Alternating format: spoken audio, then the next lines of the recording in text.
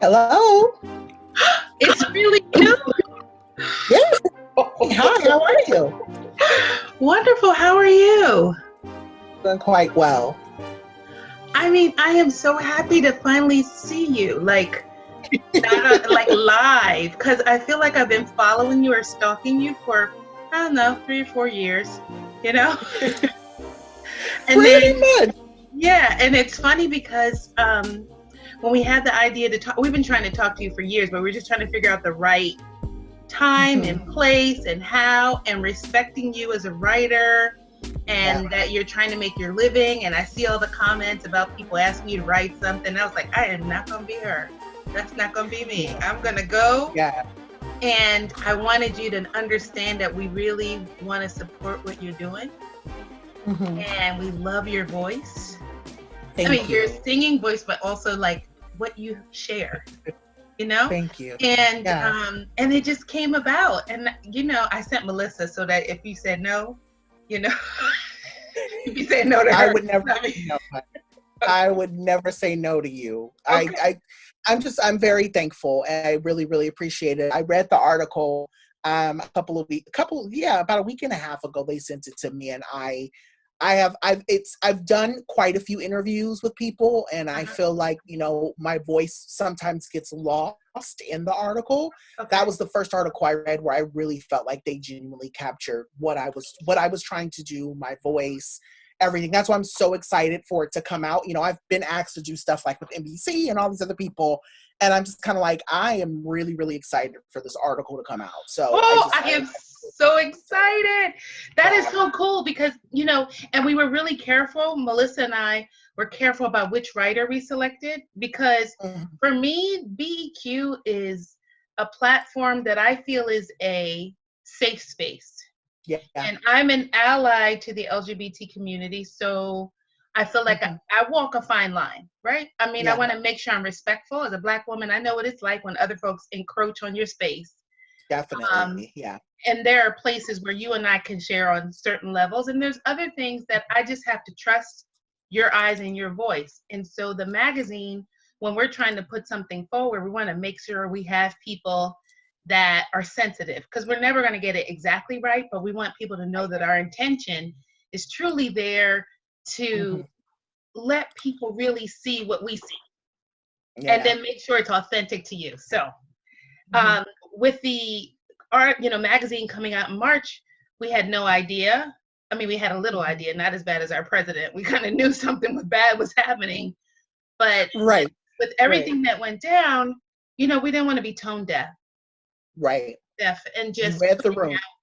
Putting out an article and just pushing, because I see a lot of small businesses and people saying COVID-19, and they're telling you what they're doing, and it's all about them. And I wanted to be sensitive to the fact that we have a very important story to share, and I want people to hear it. And I need to make sure it's couched carefully in making sure that people understand our intention. So our content, once this pandemic was out there, could get clouded, could get muted, could get misunderstood or misread. And so I wanted to have a chance to talk with you personally so we could put together, a small video and let people know what's going on with you now. What can we do to support you now? How do you Sorry feel about that. Okay, great. So I think for me, first off, I have been saying I'm very, very excited for this article to come out. I'm really, really excited. I am always thankful so this is the thing, like I have to think about this a lot because I kind of struggle with it. I think I watch whose voices get elevated. I watch who gets past the microphone or who gets the opportunity to step up to the microphone quite often. And I know, so I have to step back and say, yes, there's a part of me that recognizes that I have a platform. I have close to 15,000 people who follow me on Twitter. I have a very large platform because of my work that I've done in higher education. I've written for a lot of high profile companies or organizations or outlets. And so, yes, I recognize that my brand has kind of taken off in the last couple of years. And for that, I'm extremely thankful. However, I want people to understand that has not come without challenge.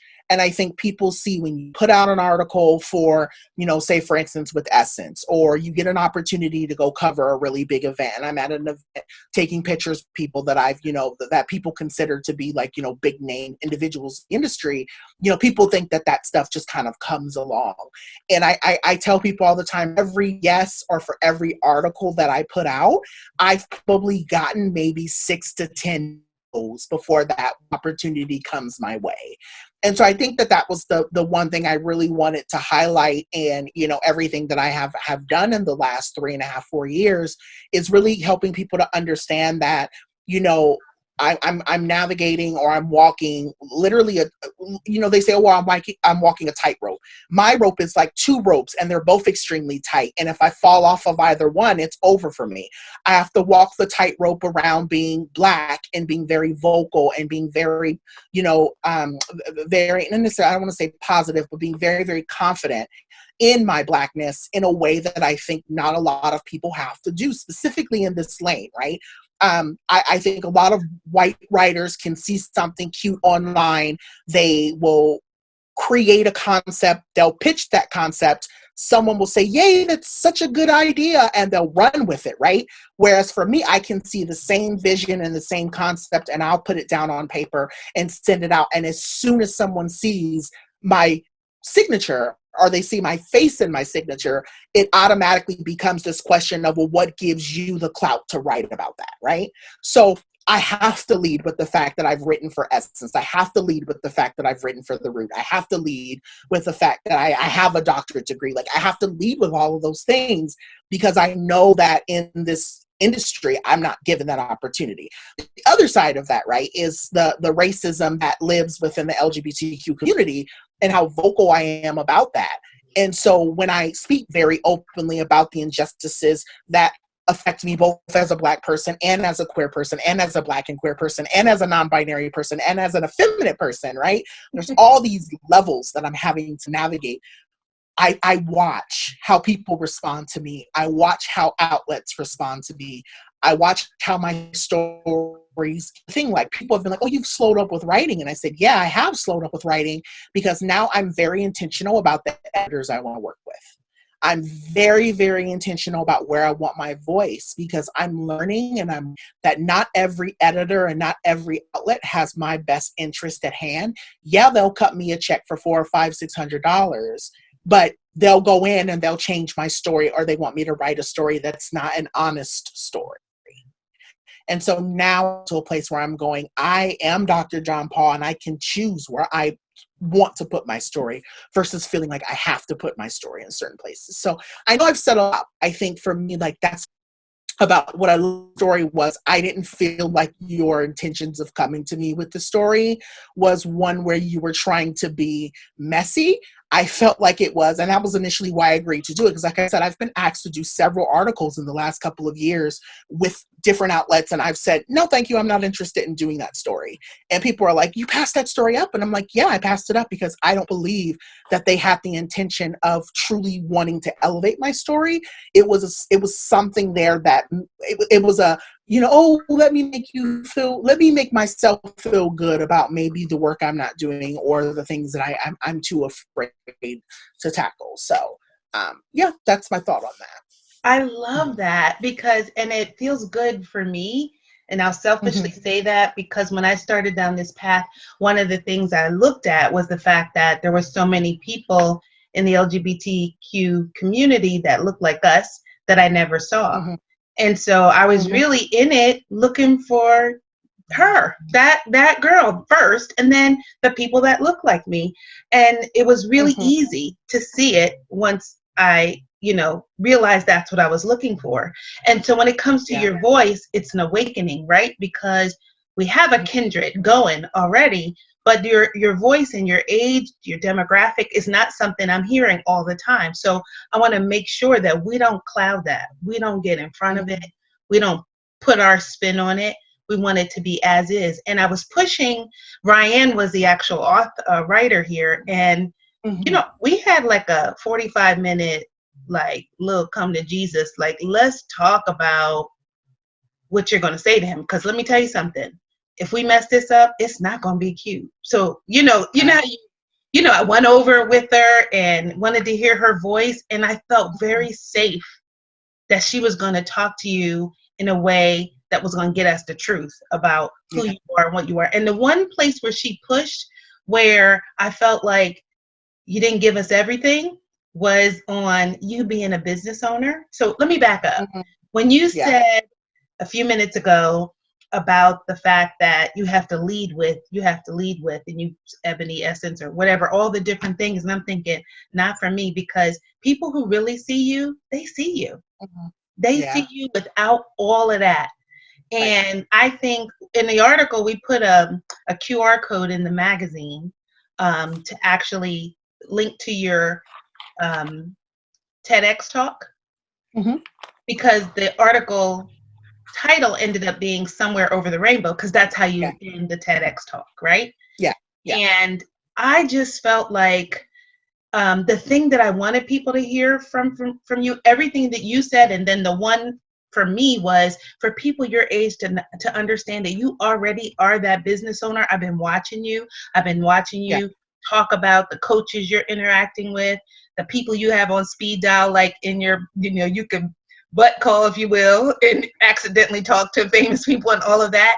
You've done all the Yeah. work, and you as a business owner certifying in NMSDC or NGLCC, those are all just kind of, you check the box, but they're necessary because they put your voice with a lot of other voices and build power. That was the one Yeah. place where I was like, I wish I could make them understand that this is not something difficult. This is something Right. that's kind of helping, like with this pandemic going on. The government Mhm. thinks that there are 1,000, 1,200 LGBT owned and certified businesses out there, with the Mhm. population being something like 1.4 million. So Right. the more people that stand up and say, yeah, I'm a business owner, I'm running, it's a solopreneur, but this is what I'm doing, the better. Yeah.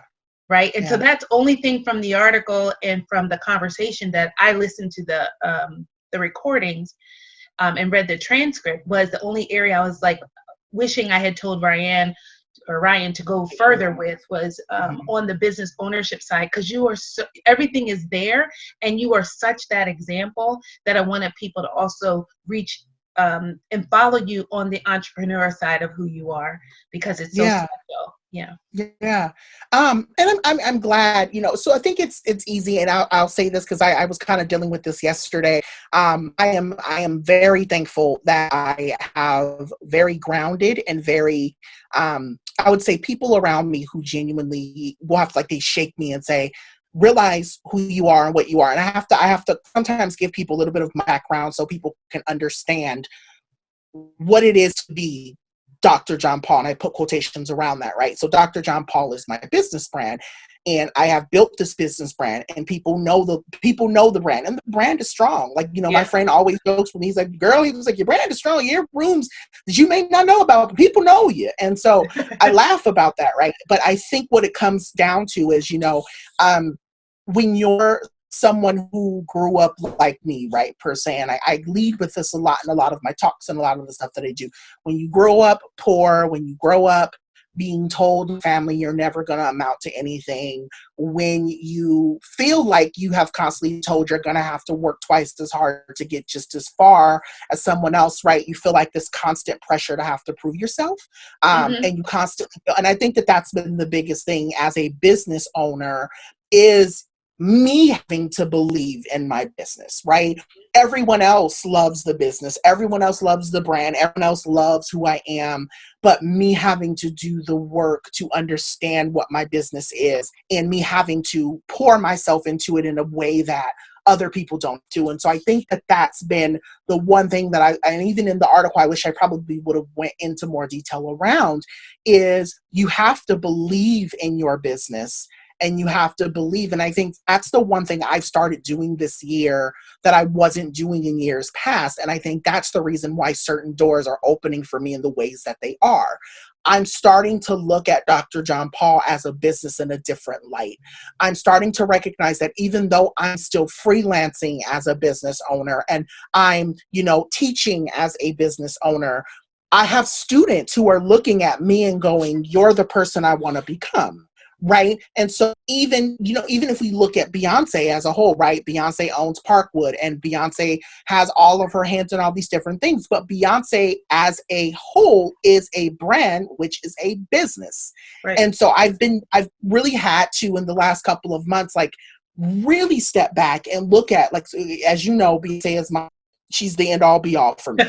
I've had to really step back and look at her and listen to her a lot more, and recognize that the only reason why she's where she is because she believes in herself and in her brand more than anyone else does.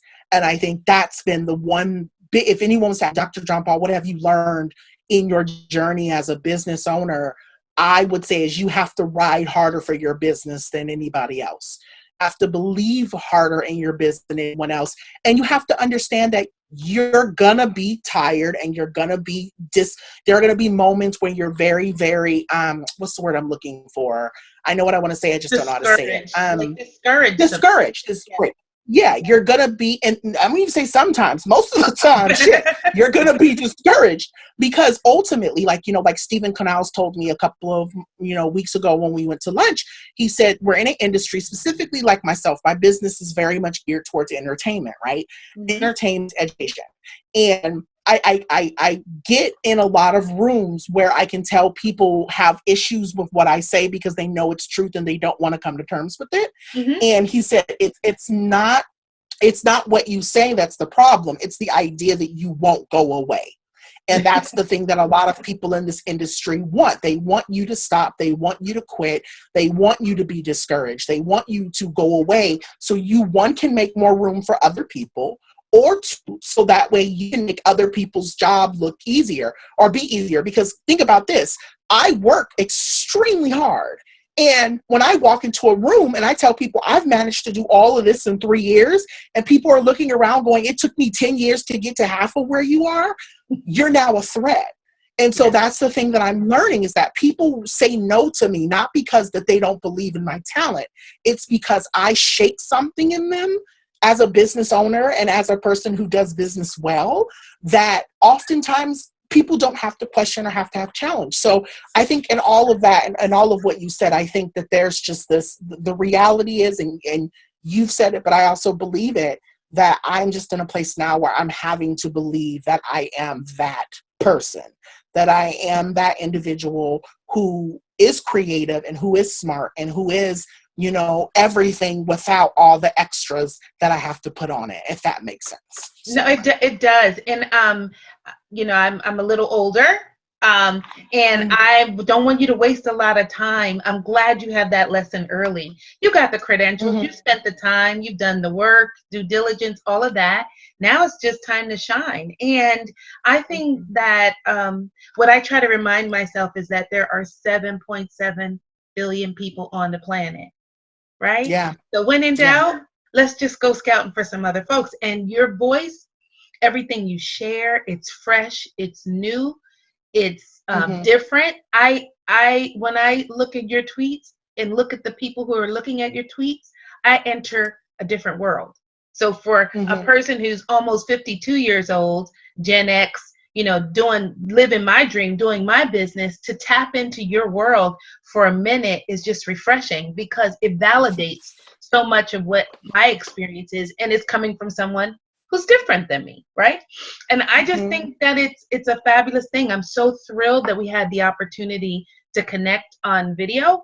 I want to definitely ask you, when it comes to taking care of and balancing your business and work life and your home life, that article touches a little bit on how you do that, but I think that's one of the things people really don't get right.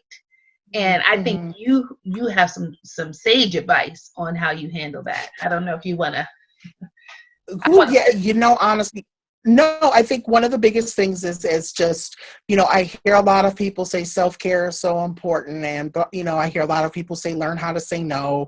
I am from the school of thought that you never say no.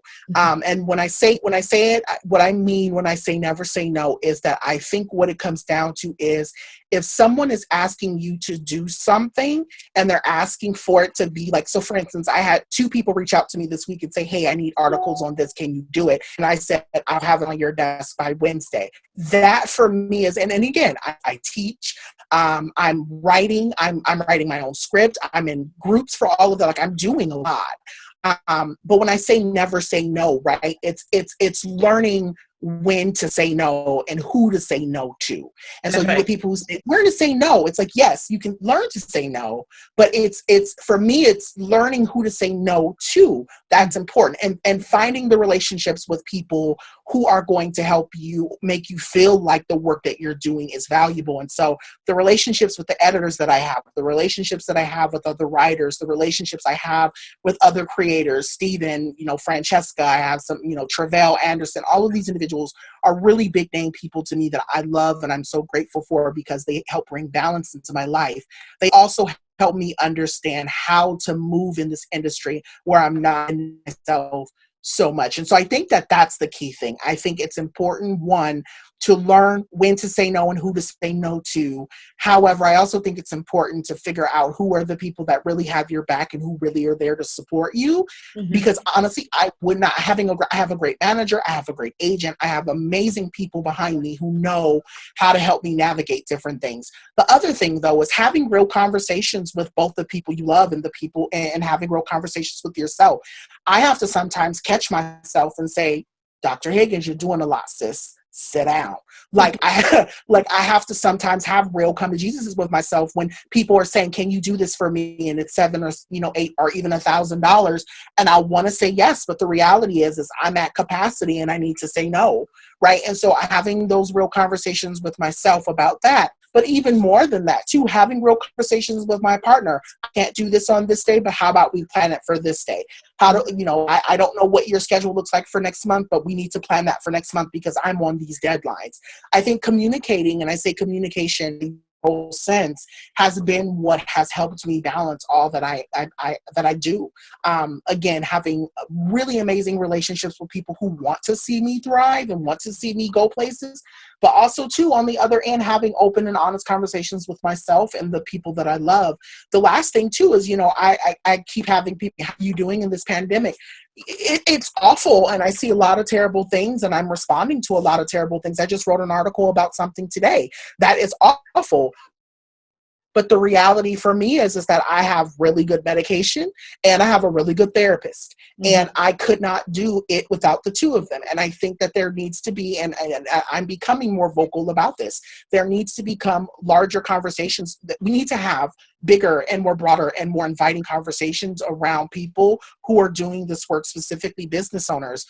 They're doing this work and they're being burned out and they're not healthy and they're not happy, and it's because their emotional and their mental wellness is not together. Mm-hmm. And so as a business owner, it was, I can't run this business, I can't keep this ship going if I'm not well. That was the real conversation I had to have with myself. And so when people go, you look like you're doing it all and you look like you do it all so well, I am doing it well now because I'm taking care of myself. Mm-hmm. Like I'm doing what I need to do for me. And if people don't agree with, mental medication, okay, that's fine for you, sis. Find something else. But I know for me, having a good therapist, having meds, having a husband who supports me in my journey and trying to become a better person, a happier, healthier, and more balanced person, those are the things that I need, or those are the things that I feel like true business owners need. You have to be, I think it's just what it really comes down to in order to be successful is to be honest with yourself. And I think having real, honest, and open conversations, not only with yourself, but your feelings and your thoughts and what you want to be true and how you're going to manifest your dreams the ways that you want to, and getting rid of that voice in your head that tells you you have to hide or tuck yourself away. Mm-hmm. I think when people see you being honest with yourself, it allows people to come around. And so I'm just thankful that I have people who appreciate me being open and honest. And I think that that's been the way that I take care of myself, by just being honest and truly upfront with my needs and what I need to do to be well. So You're an absolute leader, always have been from the time I heard you speak about your background and how you were raised and what you wanted to sing and your voice, and literally your voice, but then figuratively And then what you write, I just think it's all poetic. I'm very Mhm. thankful to have, you know, been in your light, you know, to see it, Thank you. and really excited about your future. I'm happy we had a chance to talk today. What else should we look forward to, and where can our readers reach out to you? How should they engage you? What do you want them to do? Yeah, well, my favorite, as you know, is Twitter. So the best places to find me is Twitter. You can use my handle at Dr. John Paul, and you have to spell it out: DocTorJonPaul. And what's new for me? So I can't say where, but I'm currently working on a new column. So that's kind of the newest development. Working on a column. I've applied to a couple of writing intensive workshops for folks who are interested in writing in television. As people may or may not know, very passionate about wanting to write for television. So I've done that. So that's in the works. Like I said, kick I just kicked back up working my writers group. So that's been really cool and invigorating to have 5, 6 other queer Black individuals who are very much passionate about wanting to make it in the industry too. That's been very, very essential for me. Other things, just teaching. And lastly, I think the next big thing is I have a really big article getting ready to come out with an outlet. I don't know when they're going to drop it, but it's probably the biggest article that I've written in terms of book Wow. form. So I'm just really, Wow. So really we better excited. hurry up. We better hurry I up. Get know. it out. Yeah. I can't wait Okay. for it to go live. Okay, let me So get this out so we'll all be out. I can ride the wave, you know? you're crazy. But that's it. That is it. But overall, I'm just so thankful that you all reached out to me, and I really, really appreciate this so much. Well, thank you.